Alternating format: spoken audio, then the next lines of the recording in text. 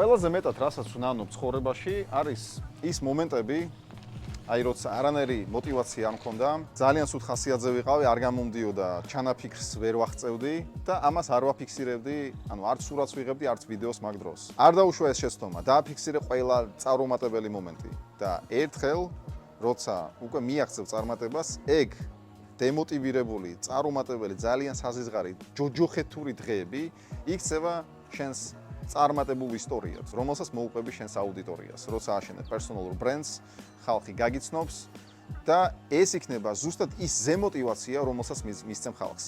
იმიტომ რომ შენი წარმატება არის დამოკიდებული იმაზე, თუ რამდენ ადამიანს გახდი წარმატებულს, მდიდარს, ჯანმრთელს.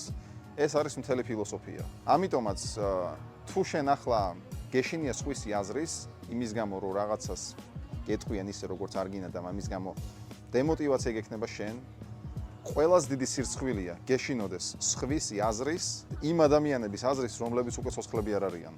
იმიტომ რომ ჩვენ ყველანი მოკვდებით.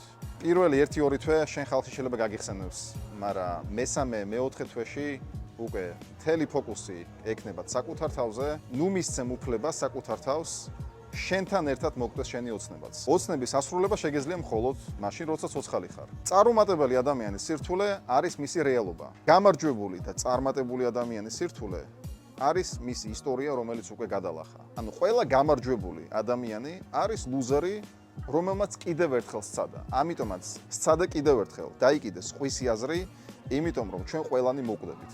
და არავისი აზრი საბოლოოდ არ იქნება მნიშვნელოვანი. სიამოვნებაში არც ახლა არის მნიშვნელოვანი. დაიწყე მოქმედება.